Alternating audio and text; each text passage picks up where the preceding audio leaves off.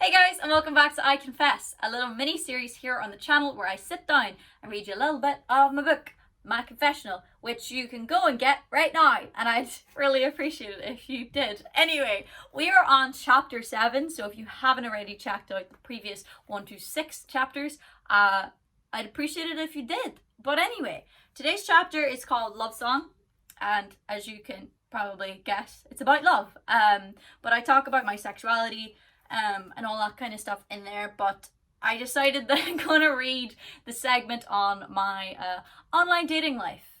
So that's what we've got to look forward to. Let's dive right into Love Song. It is better to have loved and lost than never to have loved at all. Tennyson's beautiful quote unfortunately means nothing to me. I have never been in love. In my 24 years, and counting, on this planet, I have never once been able to look deep into someone's eyes and tell them I love them. Of course, I have been in relationships, 2 to be exact. Though I loved them both at the time, I was never in love with them. Perhaps I uttered those magical 3 words in the faint hope that I believe it was possible that someone like me, with all my complexity, could do something as simple as fall in love. Okay, so that was the little precursor to the chapter. Now we're going to dive into a part called Love Online.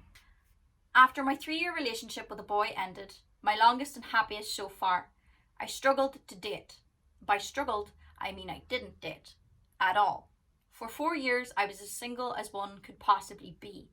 There were numerous reasons for this. 1, I couldn't cope with being touched. I would freeze up in fear if someone grazed my arm or gave me a hug. Another infliction inherited from my dad, perhaps. 2, no one even asked. I had the odd stranger sending me direct messages over the internet, but that doesn't count. In 4 years, no one flirted with me in the real world. No guys I met ever offered to go out for dinner or coffee. I came to terms with the fact that falling in love was just never going to be my reality. Truth be told, I had no friends, no social life, and I worked all the time. If I were going to meet someone, it'd be through music or the music industry. Sure enough, my second big relationship was with a photographer I'd once worked with. He asked me out for coffee and, thinking it was work related, I agreed. We were together for a year, but it ended when I was 22. That relationship taught me that I could be loved. It was possible. After that, I began dating online. Not something I ever thought I would do.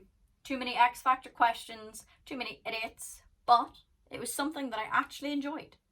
I may not be good at group socialising at parties, but I do very much enjoy talking to people one-to-one. Though I never found the one on Tinder, I did acquire many hilarious anecdotes. In total, I went on 14 dates. I never told any of them what I did for a living. I'd just say I wrote songs, poetry, and edited videos for a living. When asked if that was enough to live on, I'd laugh and say, by some miracle, it puts bread on the table. If they probed for more answers, I kept things incredibly vague. It worked. Until the day it didn't. Around this time, I dated a girl, and, as it turns out, her entire friendship circle knew who I was, but she had no idea. She found out when she sent her friends a picture of us together. Their response meant I had a lot of explaining to do. Beginning with, yes, that was me on X Factor. Probably the worst case of getting caught out in this respect was with a guy who I shall name John for the purposes of this story. 1, because he looked like Jon Snow from Game of Thrones, and 2, I don't want to include his real name. For our date a few years ago, we agreed to go bowling. As a non-drinker, there's not a lot of options when it comes to socially acceptable, non-alcohol infused activities. The date went well. He was very lovely, so we agreed to see each other again. We met in Cambridge so we could explore the city and take time to get to know each other. We decided we'd try punting on the river. I'd never done it before, so I was a mixture of nervous and excited. When we clambered into the boat, I could feel myself being watched by one of the other nearby punters. I didn't think anything of it until all of a sudden this man jumped into our boat. John and I sat at the end of the boat, facing our new friend. Immediately, this man said, "Are you Janet Devlin?" John was shocked that the man knew my name. As we continued down the river, the punter told us that he watched my new YouTube video releases every Saturday. He had all my albums and singles, and that he'd been a massive fan for years. Poor John. The penny dropped.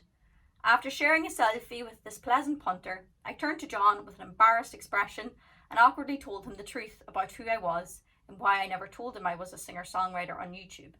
I was too humble to tell him about the X Factor. Shocked and a little upset I hadn't told him, it wasn't long before our city break was back on track. I was even stopped a few more times by strangers for photos. Luckily, John was in the bathroom for one of those. After walking around for hours, we finally grabbed dinner. As soon as we were seated, I could feel eyes on me.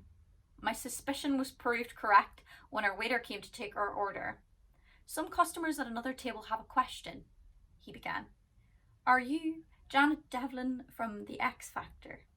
Another piece of information I hadn't told my date. Now I had to explain that story too. John took it all well and was very sweet about the whole situation, and we went on to laugh about it. Sadly though, John and I never met again. I put this down to not being open with him in the first place. The true reason for this is my belief that knowledge is power. Everyone loves to have a little internet stock of their upcoming Tinder date. I didn't want someone to already know more about me than I them before we'd even met. So the swiping right continues, as does the hope that the one will sweep me off my feet.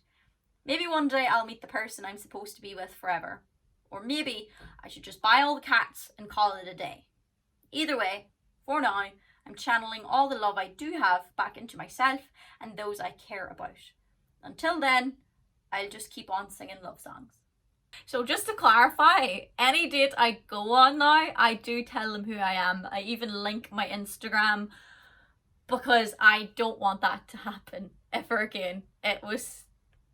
I hate having to explain myself, so I don't do it anymore. And I'm sorry to that dude. I really am sorry, John. But anyway, I hope you enjoyed that, and I hope it's, maybe piqued your interest in maybe like buying a copy of the book. I'd really appreciate it. Anyways, I hope you're having a happy day and that the world is treating you the way you deserve. All right, bye.